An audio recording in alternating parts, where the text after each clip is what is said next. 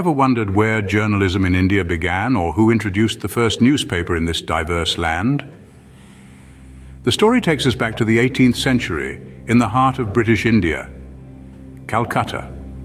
The year was 1780, and the city saw the birth of its first newspaper, the Bengal Gazette, marking the dawn of journalism in India. The man behind this pioneering venture was James Augustus Hickey, an Irishman with a strong connection to the British East India Company.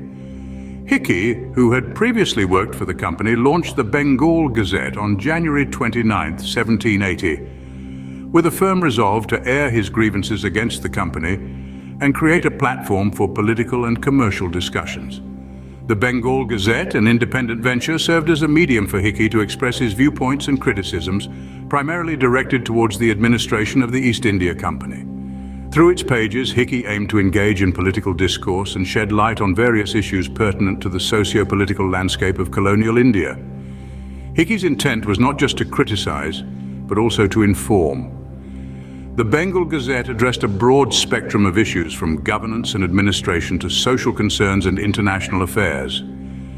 It was a platform for political commentary, discussing various issues related to governance, administration, and policies of the East India Company. The newspaper also touched upon social issues prevalent in Calcutta and broader Indian society. It highlighted concerns such as poor sanitation, lack of infrastructure, and the living conditions of both European and Indian residents.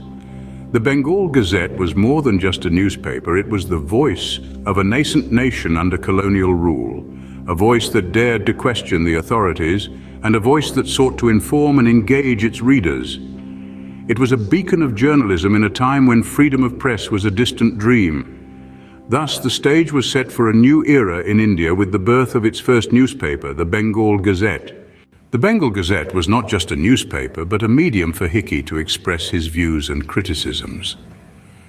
This Irishman, who had previously worked for the British East India Company, founded the Gazette with the intention of airing his grievances against the company. He wanted to create a space for political and commercial discourse, a platform for his fearless voice against the ruling powers. The Bengal Gazette was more than just a newspaper.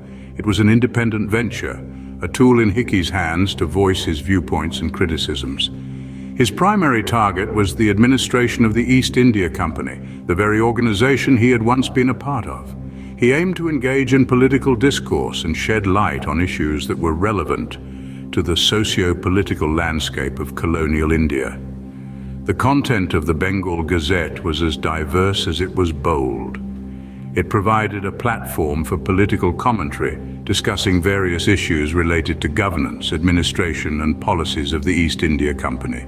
Hickey used the newspaper to voice his opinions on matters of public interest and to critique the actions of the company and its officials.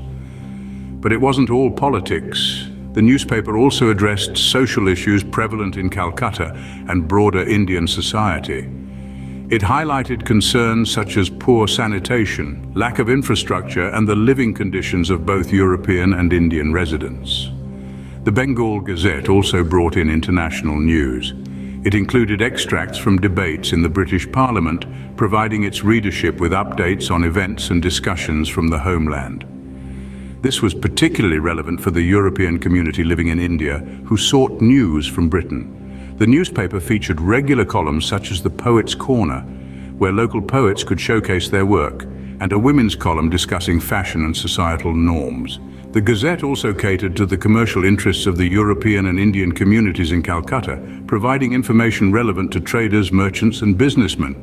In this way, the Bengal Gazette served as a platform for Hickey's fearless voice against the ruling powers.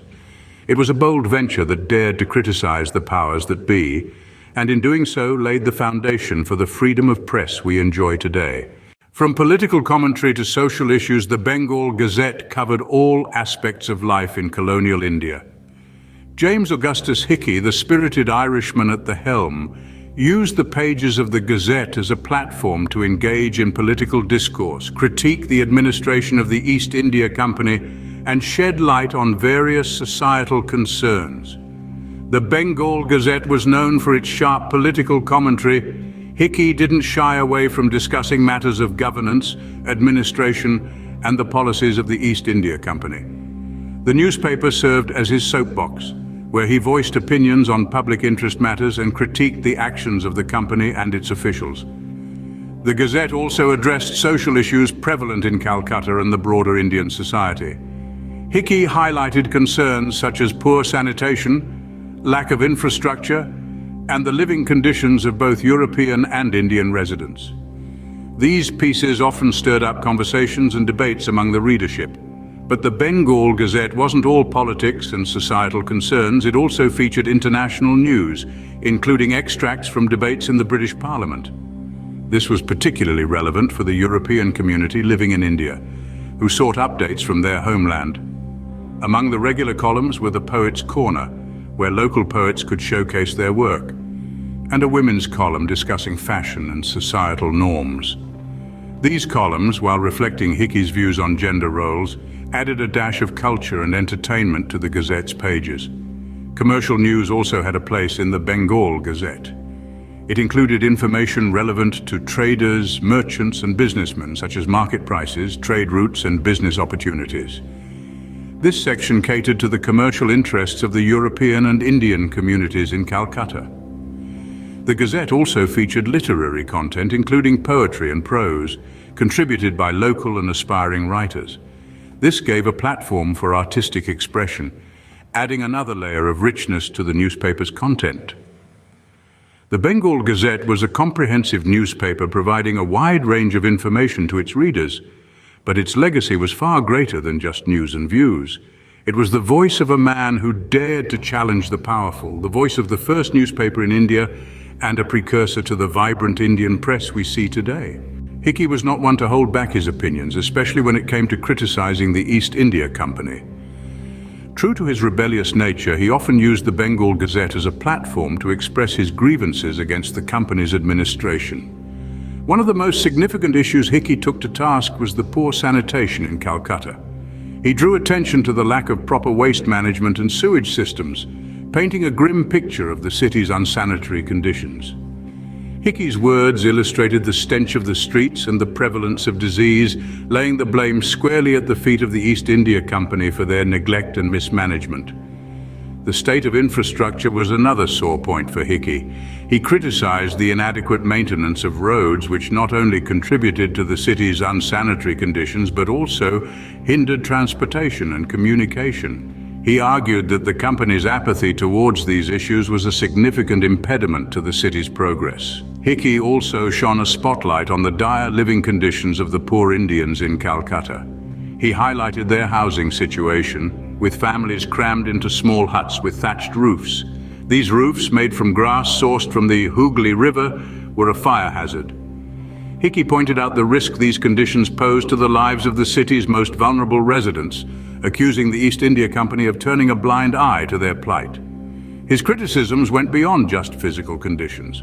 Hickey also took issue with the company's governance and policies, often using his platform to voice his opinions on matters of public interest. He critiqued the actions of company officials, accusing them of corruption and exploitation. Hickey's bold criticisms became the voice of the people, making the Bengal Gazette a powerful tool against the ruling powers. Through his newspaper, Hickey gave a voice to the voiceless, challenging the status quo and daring to speak truth to power. His criticisms of the East India Company served as a catalyst for change, highlighting the need for better governance and social reform in colonial India. The Bengal Gazette's journey was short-lived, but its impact was profound and lasting. Despite facing numerous challenges, the Gazette's flame was not easily extinguished. The East India Company, feeling threatened by Hickey's audacious criticisms, finally managed to shut down the newspaper in 1782, a mere 2 years after its inception. Hickey was arrested on charges of libel and defamation, and his pioneering venture was brought to a halt. Yet the end of the Bengal Gazette was not the end of Hickey's influence. His audacious spirit, the courage to speak truth to power, set a precedent for future journalists in India. He showed that a newspaper could be more than just a bulletin of events. It could be a platform for dialogue, a tool for change, a beacon of truth. The Bengal Gazette marked the birth of journalism in India. Its pages were a canvas where socio-political issues were painted in stark colors, a stage where the powerful could be held accountable. The newspaper paved the way for the emergence of a vibrant press in India, one that would play a key role in the nation's struggle for freedom and continues to shape its democratic discourse. The Gazette's legacy is evident in the numerous newspapers and periodicals that sprung up in its wake. The spirit of Hickey's Gazette, the courage to question, the commitment to truth, is the bedrock on which Indian journalism stands today. It has inspired generations of journalists to carry forward Hickey's torch, to brave the odds, to tell the stories that matter. Hickey's Gazette was more than just a newspaper, it was a symbol of resistance, a testament to the power of the written word. It was a stepping stone towards a free and independent press, a cornerstone in the edifice of Indian democracy. In the annals of history, the Bengal Gazette may be a footnote, a brief spark in the dark, but in the story of journalism in India, it is a beacon, a guiding light. Its legacy endures in every column, every article, every word that dares to question, to provoke, to enlighten. In its brief existence, the Bengal Gazette ignited the spark of journalism in India, a flame that continues to burn brightly today.